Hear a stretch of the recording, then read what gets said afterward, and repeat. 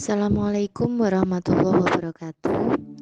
Panggih malih kalian Bunina, monggo. Kita sareng-sareng dinten menika sami belajar unggah-ungguh basa. Assalamualaikum.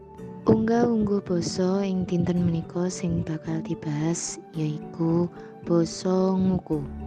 Basa Ngoko iku kapérang dadi loro, yaiku basa Ngoko Lugu kaliyan basa Ngoko alus utawa biasa diarani basa Ngoko Andhap.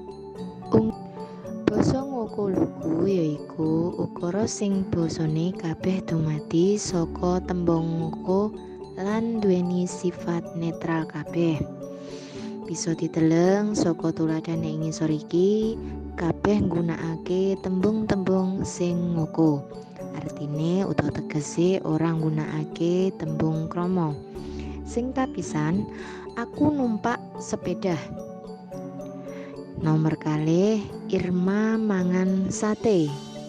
Nomor telu, bocah-bocah wis padha teka. Kapan penganggone basa Ngoko Lugu iku?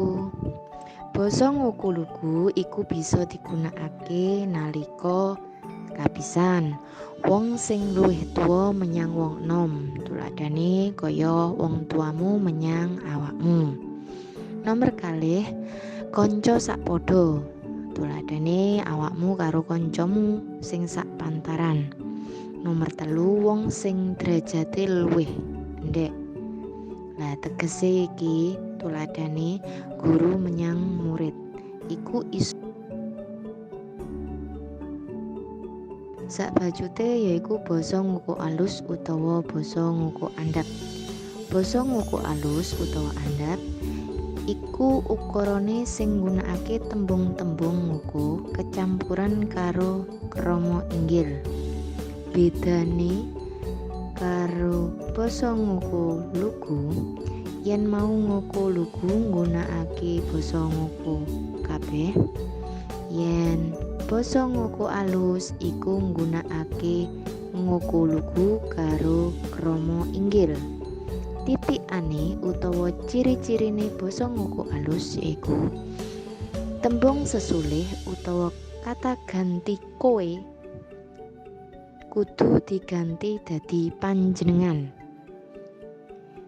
Nomor loro, tembung pakaryan utawa kata kerja iku kudu diganti dadi krama inggil.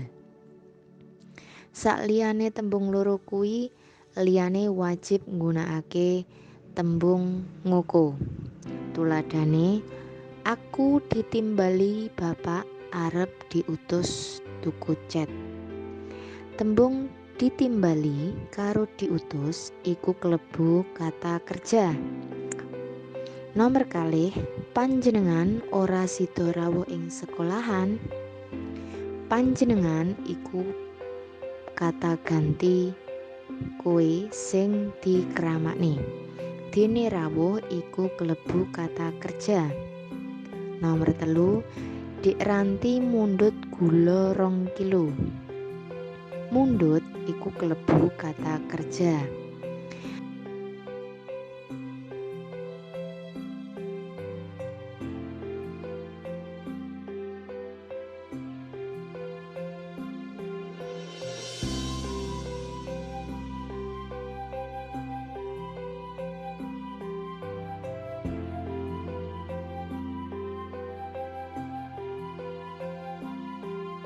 Kapan nggunakake basa Ngoko alus utawa Andhap kasebut? Sing kapisan iku wong tuwa marang wong enom sing perlu diajeni. Tuladhane misale wong tuwa sing wis sepuh ngomong menyang wong enom, lah wong enom kuwi luwih dhuwur pangkate, iku bisa nggunakake ngoko alus. Nomor loro, wong enom marang wong tuwa nanging sing wis raket. Nomor telu, ngajeni wong sing digunem. Tegese iki ngajeni wong sing diomongne. Misale awakmu karo Bunina ngomong ne kancamu. Lah kancamu iku Wong sing duwe kakurmatan dhuwur. Lah iku cekap semanten ngilmu unggah-ungguh basa dinten menika, mugi-mugi sedaya sami saged nampi piwulangan dinten menika. Punina aturaken matur nuwun. Assalamualaikum warahmatullahi wabarakatuh. Cekap semanten